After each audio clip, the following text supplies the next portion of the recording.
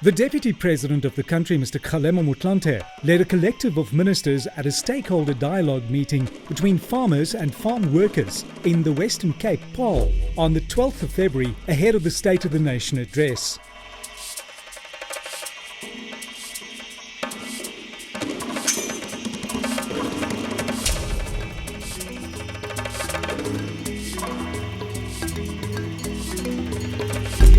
The dialogue, which was also facilitated by the Minister of Agriculture, Forestry and Fisheries and the Minister of Rural Development and Land Reform, was held under the theme Dialogue with the Farming Sector for the Advancement of Sustainable Rural Development and Social Cohesion. The fact of the matter is a shock of the 52% hike in the minimum wage. Both farmers and farm workers had an opportunity to interact with the Deputy President and the ministers. It's because it should be a minimum, but it has a real effect, because if you increase the minimum wage, it pushes up all the other wages in agriculture as well. We've been out of the market in Thailand and Indonesia.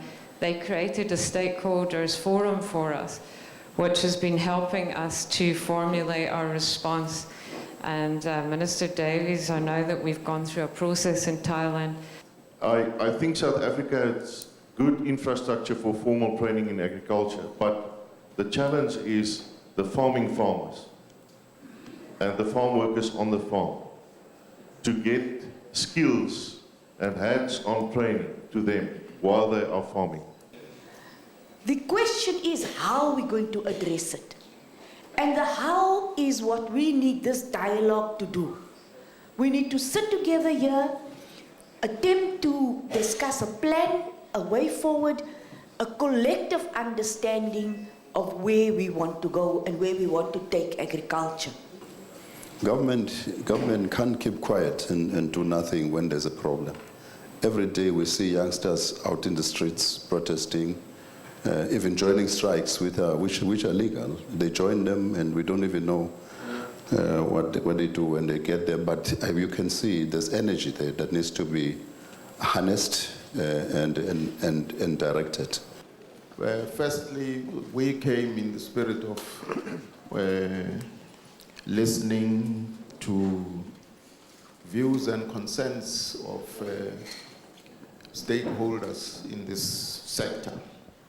Then, of course, the other issues were relating to whether, there are new challenges which are occasioned by this wage determination. Those are the issues that we are interested in. Those are the issues that we need to together tackle. The farmers that into the Employment Conditions Commission put in an amount of 94 Rand. That's what they offered to pay. Now the business representatives put that in the Employment Condition Commission. Government put the amount at 105. It's still far away from what all the reports say is sufficient to maintain certain nutritional levels. But it's the start of something, and it's much better than 69 Rand. If you go now to the fabled Verliesdorp area, you can see there's a lot of foreigners there. And we asked the Department of Labor to come and inspect on the farms, but didn't see them. We shouldn't have gone so far into tolerance, but it's the arrogance of farmers who doesn't want to come to the table and the ex-tax grape associations. Now, how do you argue with someone who doesn't even want to listen to you? But the workers are saying we are willing to listen. Speak about the violent nature of our protest actions.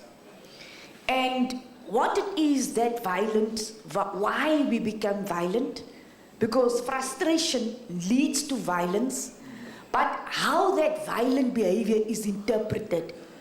Government has been very clear. Violence in strike actions, violence in protest actions is actually undermining the very rights of workers to strike, the very rights of communities to protest.